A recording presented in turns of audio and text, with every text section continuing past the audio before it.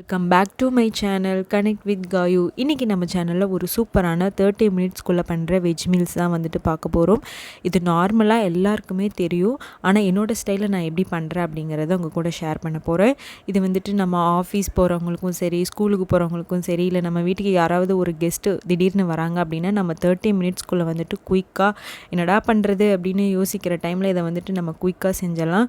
கண்டிப்பாக எல்லாருக்கும் ரொம்ப பிடிக்கும்னு நினைக்கிறேன். வாங்க எப்படி செய்கிறதுன்னு வீடியோக்குள்ளே போய் தெரிஞ்சுக்கலாம். நான் வந்துட்டு 1/4 கப் பாசிப்பயிறு வந்துட்டு எடுத்திருக்கேன். நம்ம கொஞ்சம் அதை வந்துட்டு வறுத்துக்கலாம். ஏன்னா வறுக்காமல் போட்டோன்னா வந்துட்டு ரொம்ப குழஞ்சிடும், நல்லா இருக்காது. ஸோ கொஞ்சம் வறுத்து போட்டோன்னா வந்துட்டு நமக்கு சாப்பிட்றதுக்கு நல்லா டேஸ்ட்டாக இருக்கும். பாசிப்பருப்பு வறுத்து எடுத்ததுக்கப்புறமா நான் இப்போ கழுவிட்டு குக்கரில் போட்டிருக்கேன்.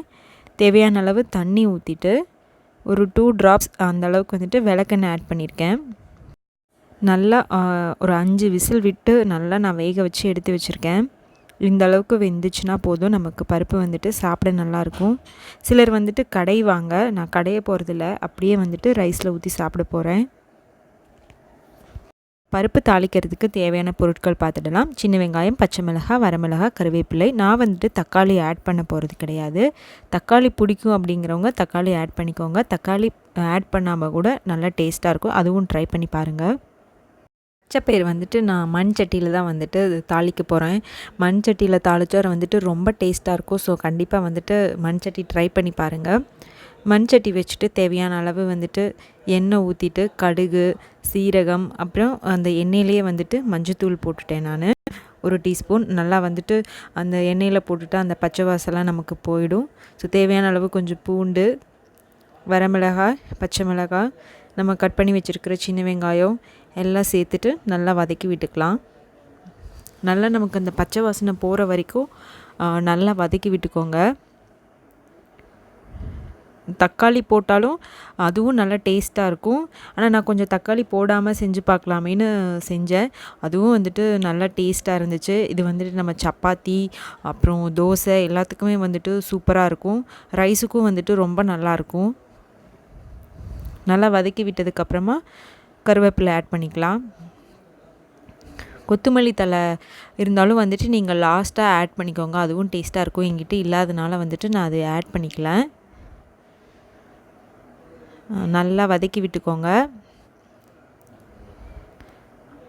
இப்போ நம்ம வேக வச்சுருக்கிற பாசிப்பயிரை வந்துட்டு ஆட் பண்ணிக்கலாம். பாசிப்பயிறு வந்துட்டு நான் கடைய போகிறது கிடையாது, நீங்கள் முழுசாகவும் நம்ம வந்துட்டு சாப்பிட்லாம், அதுவும் வந்துட்டு நல்லாயிருக்கும். கடையிறதுனாலும் கடைஞ்சிக்கோங்க, நம்மளோட விருப்பம்தான். இந்த மாதிரி சாப்பிட்டு பாருங்களேன், கொஞ்சம் நல்லா டேஸ்ட்டாக இருக்கும். இப்போ தேவையான அளவு உப்பு ஆட் பண்ணிவிட்டு நம்ம நல்லா கொஞ்சம் ஒரு 2-3 மினிட்ஸ்க்கு வந்துட்டு நம்ம நல்லா கொஞ்சம் கொதிக்க வச்சுக்கலாம். கொஞ்சம் கொதித்ததுக்கப்புறமா நம்ம கொத்தமல்லி, அதான் நான் சொன்ன மாதிரி கொத்தமல்லி ஆட் பண்ணிக்கோங்க. இல்லைனாலும் நோ ப்ராப்ளம், பரவாயில்ல. இப்போ நல்லா பருப்பு வந்துட்டு கொதிச்சிட்ருக்கு. நமக்கு அந்த ஸ்மெல் வந்துட்டு நல்லாயிருக்கும். பாசிப்பயிறு வந்துட்டு உடம்புக்கு ரொம்ப நல்லது. பால் கொடுக்குற தாய்மார்கள் வந்துட்டு பாசிப்பயிறு பருப்பு கொஞ்சம் அதிகமாக சேர்த்துக்கிட்டா நமக்கு வந்துட்டு தாய்ப்பால் வந்துட்டு நல்லா சுரக்கும். ஸோ கண்டிப்பாக வந்துட்டு பாசிப்பயிறு வந்துட்டு வாரத்தில் ஒரு 3-4 வாட்டியாவது சாப்பிடுங்க, ரொம்ப நல்லது உடம்புக்கு. குழந்தைகளுக்கும் நம்ம வந்துட்டு கொடுக்கலாம். இப்போ பருப்பு வந்துட்டு ரெடி ஆகிடுச்சு சூப்பராக.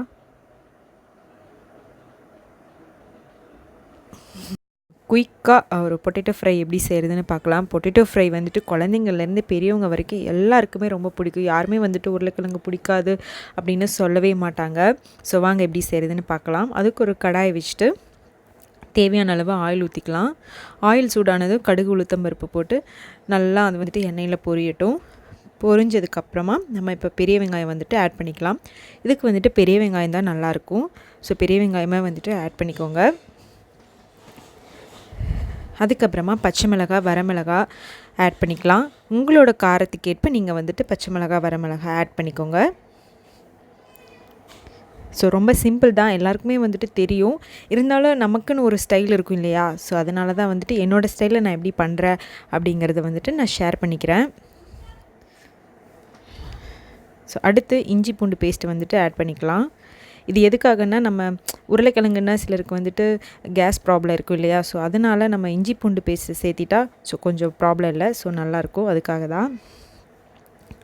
இப்போ கொஞ்சமாக ஒரு 1/2 டீஸ்பூன் வந்துட்டு சீரகத்தூள் வந்துட்டு ஆட் பண்ணியிருக்கேன். அடுத்து ஒரு 1/2 டீஸ்பூன் கரம் மசாலா ஆட் பண்ணியிருக்கேன். சீரகத்தூளும் கரம் மசாலாவும் ஆட் பண்ணி செஞ்சு பாருங்களேன், ரொம்ப டேஸ்ட்டாக இருக்கும், சூப்பராக இருக்கும். இது வந்துட்டு தயிர் சாதத்துக்கும் நல்லாயிருக்கும், பருப்பு சாதத்துக்கும் நல்லாயிருக்கும், எல்லாத்துக்குமே வந்துட்டு நல்லாயிருக்கும். நம்ம சப்பாத்திக்கு கூட வந்துட்டு வச்சு சாப்பிட்லாம், அதுவும் வந்துட்டு ரொம்ப டேஸ்ட்டாக இருக்கும். அடுத்து வீட்டில் அரைச்ச மிளகாத்தூள் ஒரு 1/2 டீஸ்பூன் ஆட் பண்ணியிருக்கேன். சால்ட் ஒரு 1/4 டீஸ்பூன் ஆட் பண்ணியிருக்கேன்.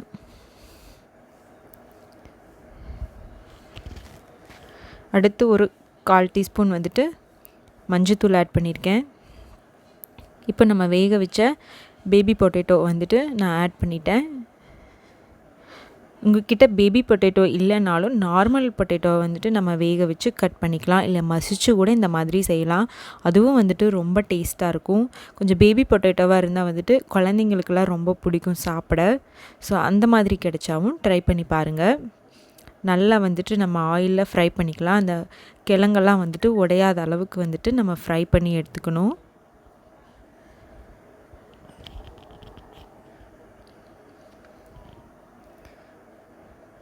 ஸோ நல்லா வந்துட்டு வதக்கி விட்டுக்கோங்க.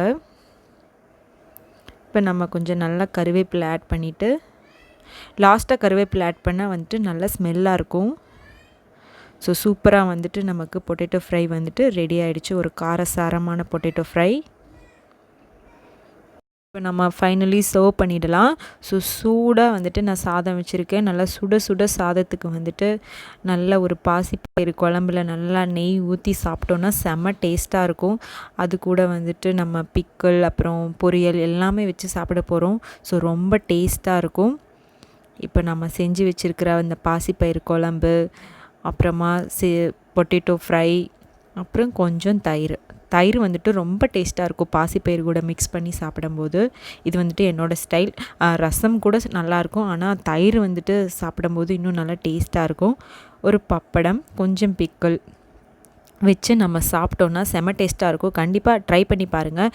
என்னடா செய்கிறது அப்படின்னு நம்ம நினைக்கும் போது ஒரு 30 மினிட்ஸ்குள்ளேயே வந்துட்டு நம்ம குயிக்காக பண்ணிடலாம். நம்ம வீட்டுக்கு யாராவது கெஸ்ட்டு வராங்க அப்படின்னா கூட நம்ம இந்த மாதிரி ஈஸியாக செஞ்சு கொடுக்கலாம்.